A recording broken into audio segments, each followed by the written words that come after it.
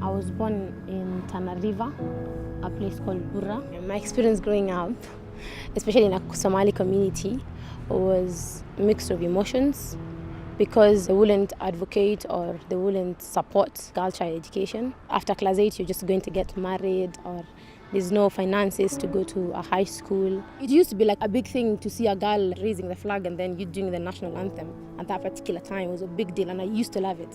So I think growing up just brought me closer to leadership than any other thing.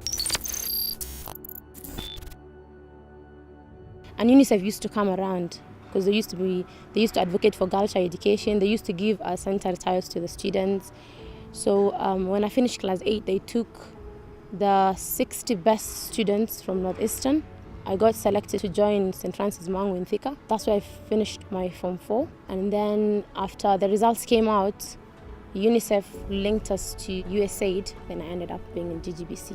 The best part of me growing up was after class 8 when I got a scholarship to UNICEF, and after Form 4 when I got GGBC sponsor my law degree. I was 12, going through a female genital mutilation.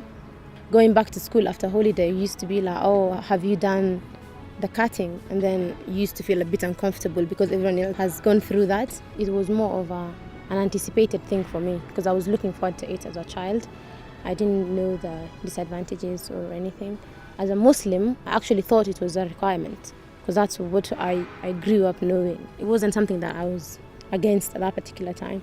So when my mom said there was a woman coming to do the cutting that holiday, I was actually excited, more than frightened. There was no anesthesia or anything. It was just the razor blade and your flesh, and that's it. I didn't even think so much about the pain or what I went through, the bleeding. I was just like, I done the cutting and everyone was like, oh, that's good. When I finished Form 4, we used to meet, we used to have like youth groups and talk about like politics, you know, this cultural thing, education, just something. And then the FGM thing just came up. And then someone just mentioned, you know, this FGM thing is not a religious thing. And then it was kind of, no, it is. Like we started having an argument and someone said, no, it's not. So that was like a moment for me. I was like, I didn't know this. I had no clue at all. Like, it was just a religious thing and that's what we used to practice. So when I went back home, I had a conversation with my dad. And then my dad kind of told me he had no religious background. When I joined university and a global give back circle, we normally have a norm that you have to have a give back commitment. What came through my mind, the first thing was like, I want to do something for my community and I basically want to do something that affects them more than anything. So I chose FGM and early marriage. KCDF nominated me to an event that was taking place in London in 2014, the Girl Summit, which was based on FGM and early marriage, and I got selected. So I was surprised to see people from different countries, Senegal, Ghana, Nigeria, practicing. The best part of KCDF, I would say, is not only the financial support they give, but the mentorship programs they have. You also have a mentor that guides you, you talk to in case you have any kind of frustration, you need any advice. And then they also have workshops.